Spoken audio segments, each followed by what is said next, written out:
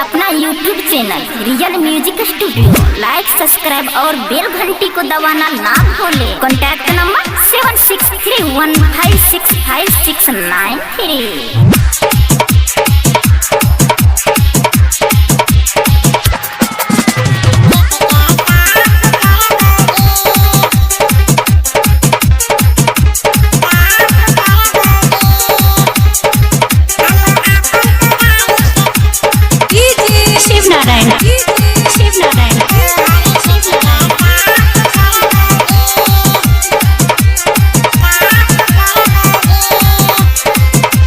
हम छियै देहाती छोरा ने माफ करबोगे।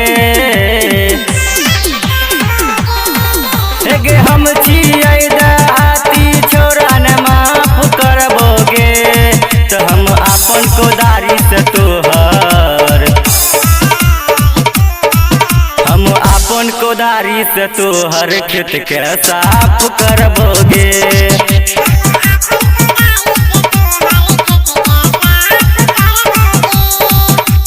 हम छियै देहाती छोरा न माफ करबोगे। हम छियै देहाती छोरा न माफ करबोगे। हम अपन कोदारी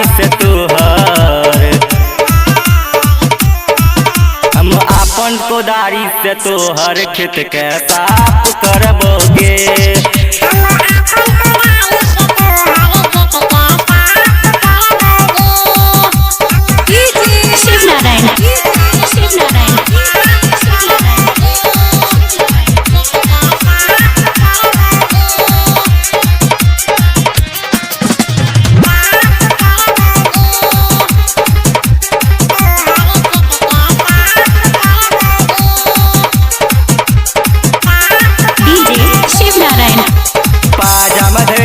तोहरा के कैस के खूब मजा में लेबो तोहरा में सैट के।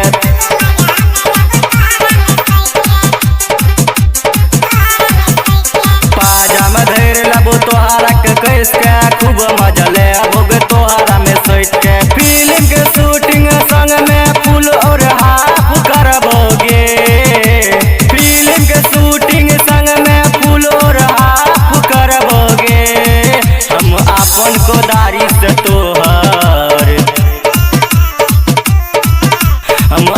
कोदारी से तोहर खेत के साफ करबोगे।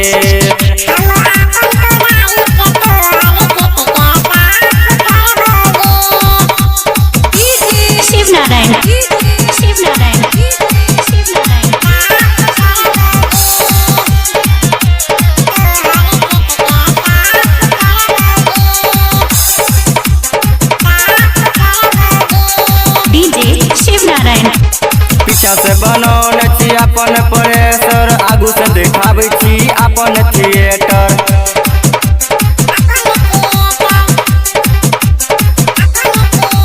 पीछा से बनौने छी अपन प्रेशर, आगू से देखाबै छी अपन थिएटर। जहिया मिलबी असगर में नहीं माफ करबोगे।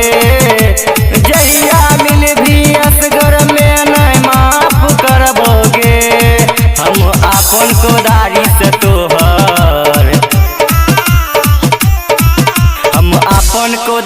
से तोहर खेत के साफ करबोगे।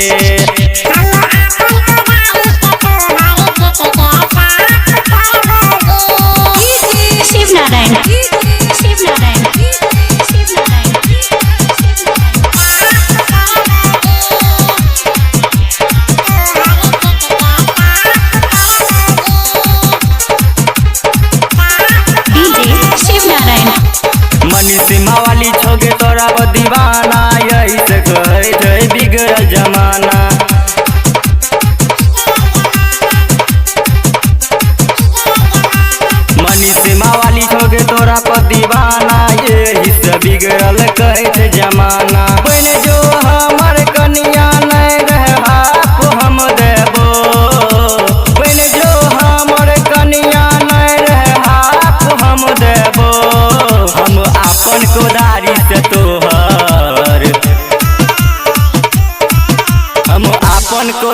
से तोहर खेत के साफ करबोगे।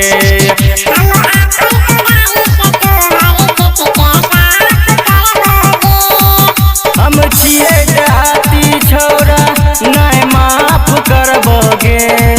हम छिए देहाती छौरा नहीं माफ करबोगे।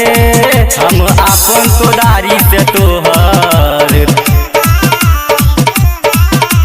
अपन कोदारी से तोहर खेत के साफ करबोगे।